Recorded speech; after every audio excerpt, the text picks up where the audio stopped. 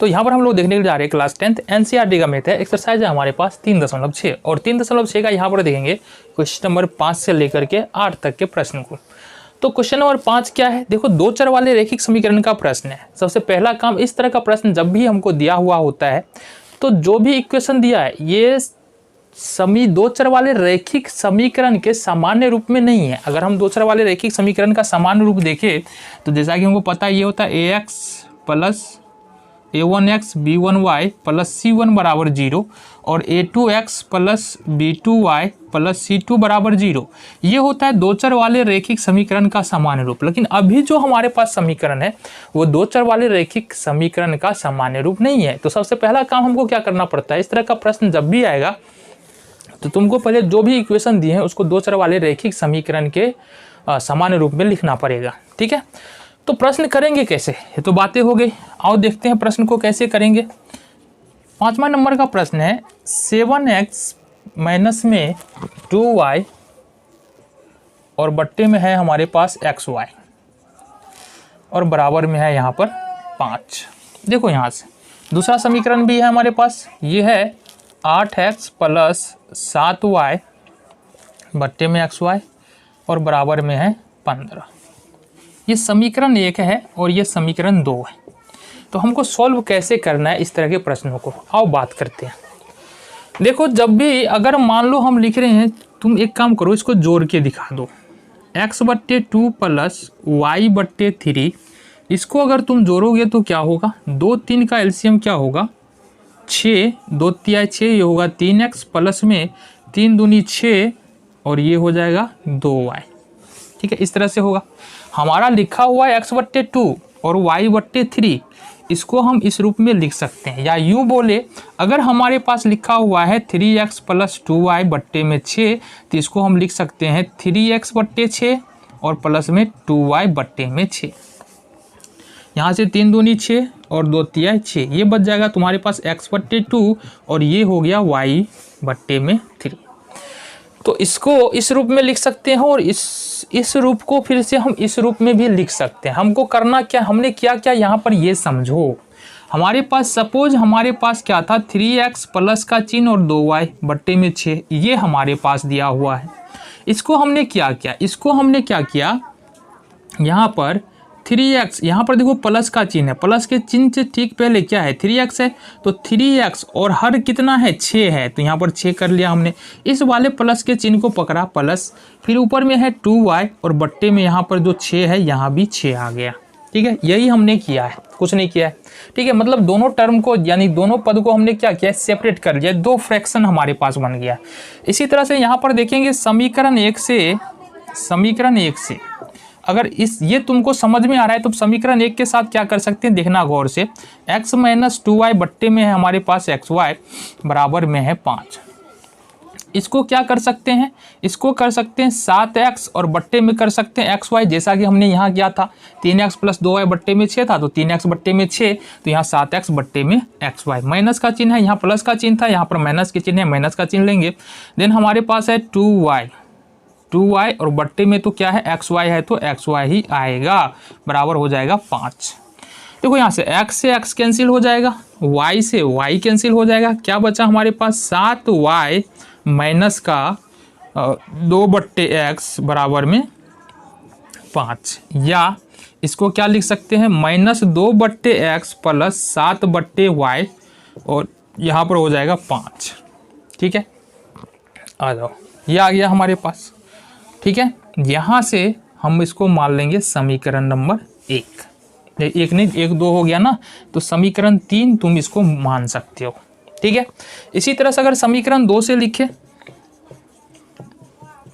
समीकरण 2 क्या दे रखा है, ये दे रखा है 8x प्लस में 7y और बट्टे में xy बराबर में है 15। गौर से देखना, यहाँ से ये हो जाएगा 8x बट्टे में हो जाएगा 8x xy, प्लस है तो प्लस का चिन्ह आएगा, फिर 7y और बट्टे में हो जाएगा xy बराबर में हो जाएगा 15।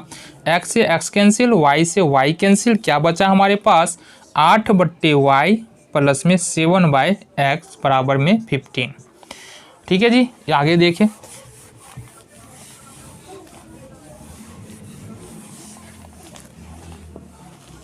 आगे अगर देखोगे तो इसको हम लिख सकते हैं, इस वाले इक्वेशन को 7/x, 7 में x प्लस में 8 में y बराबर यहाँ पर 15। ये हो गया समीकरण नंबर 4।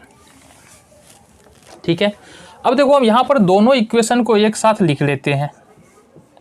देखो गौर से, दोनों इक्वेशन को एक साथ लिख लेते हैं। समीकरण 3 क्या था हमारा, -2/x और प्लस 7/y बराबर में 5। और समीकरण 4 क्या निकला है, ये निकला है तुम्हारे पास 7/x प्लस 8/y बराबर में 15। ये 3 था और ये तुम्हारा 4 था। अब देखो यहाँ से करना क्या है। अब इससे पहले इस तरह का प्रश्न इससे पहले भी हमने सॉल्व किया है। किस तरह से किया है, किस तरह से प्रश्नों को सॉल्व किया है हमने। इस तरह के प्रश्नों को सॉल्व करने के लिए अब क्या करना है, यहाँ पर हम मान सकते हैं 1/x बराबर m तथा 1/y बराबर n। ये हमको क्या करना पड़ेगा, सपोज करना पड़ेगा, यानी कि मानना पड़ेगा। अब अगर समीकरण 3 से बात करें, समीकरण 3 से देखो, समीकरण 3 क्या है हमारे पास, -2/x प्लस 7/y बराबर में क्या है, 5 है। इस समीकरण 3 को हम लोग कैसे लिख सकते हैं, इसको लिख सकते हैं -2 गुने 1/x प्लस में 7 गुने 1/y बराबर 5, ऐसा लिख सकते हैं। फिर से अगर गुना कर देंगे तो -2/x और प्लस में 7/y ही तो आएगा। लेकिन इससे फ़ायदा क्या हुआ, इससे फ़ायदा ये हुआ कि -2 का -2 रहेगा और 1/x के बदले में क्या आ जाएगा, m आ जाएगा, प्लस 7 का 7 आएगा, 1/y के बदले में क्या आ जाएगा, n आ जाएगा, बराबर 5 है तो 5 हो जाएगा। ये समीकरण 4 तक हमने माना था, इसको मान लेंगे इक्वेशन 5। ठीक है, इक्वेशन 5 मान लेंगे। ठीक है जी। तथा हम देखिए समीकरण नंबर 4 से, समीकरण 4 से, समीकरण 4 क्या हमारे पास, समीकरण है 7/x प्लस 8/y बराबर में 15। अब इसको क्या लिख सकते हैं, इसको लिख सकते हैं 7 × 1/x प्लस में 8 × 1/y बराबर में 15। अब समझो यहाँ से 7 × 1/x है, इसका मतलब कि अगर गुना कर दे फिर से तो 7/x हो जाएगा, 8 ही कम 8, 8/y हो जाएगा। तो इसको इस फॉर्म में हम इजीली लिख सकते हैं, या इसको इस फॉर्म में लिख सकते हैं।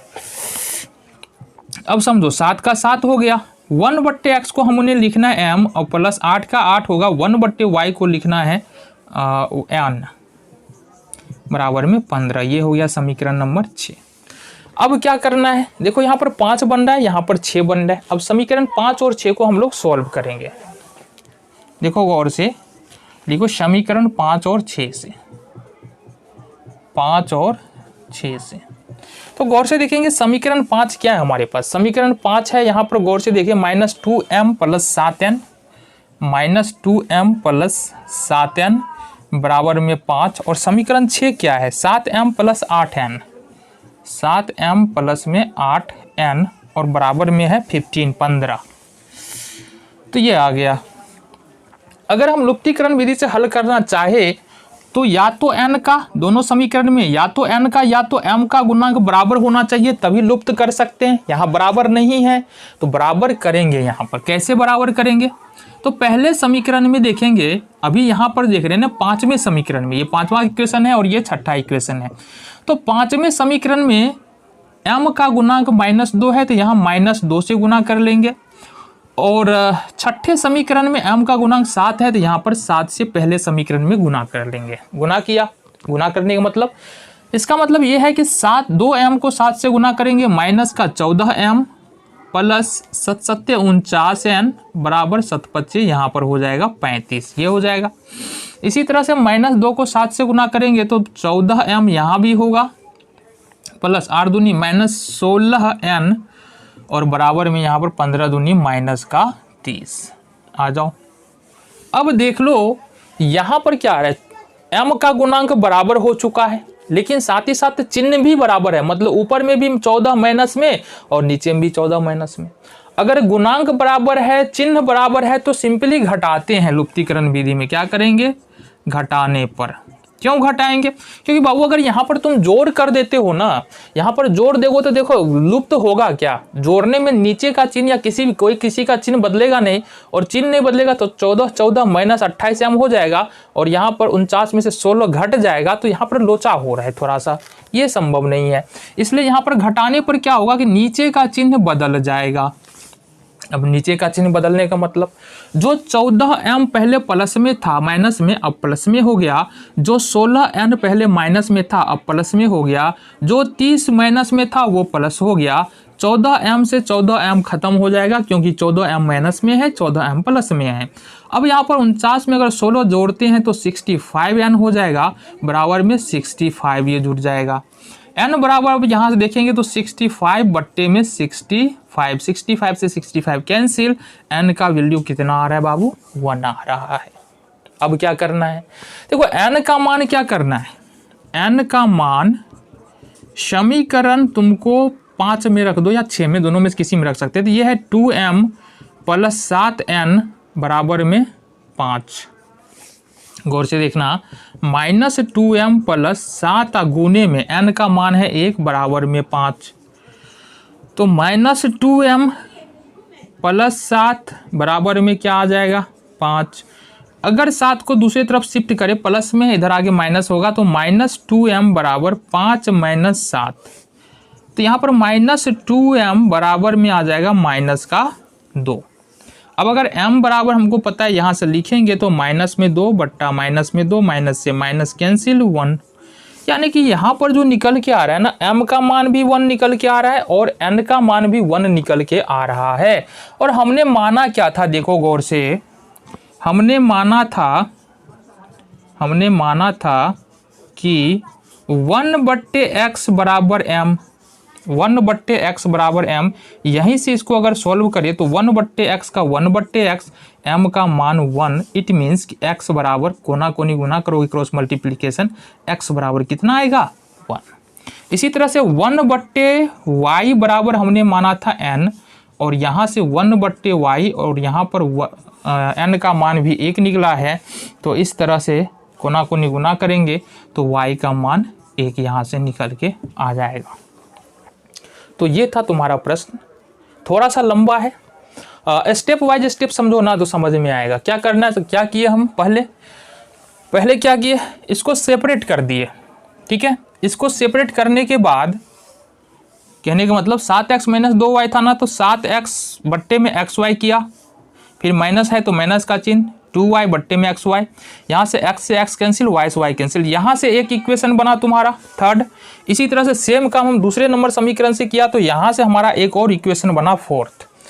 इक्वेशन फोर्थ, थर्ड और फोर्थ को लेकर के हमने क्या किया, यहाँ पर देखो 1/x बराबर m मान लिया और 1/y बराबर n मान लिया, तो यहाँ से ये दो और नया समीकरण बन जाता है हमारे पास, 2m प्लस 7n और 7m प्लस 8n बराबर 15। समीकरण इस 5 और 6 को सॉल्व करते हैं तो हमारे पास m और n का मान आता है, और उसके बाद क्या किया हमने, जो दिख रहा है तुमको 1/x बराबर m माना था, वैल्यू रख के x का मान निकालते हैं, 1/y बराबर n माना था, वैल्यू रख के y का मान यहाँ से निकल जाता है।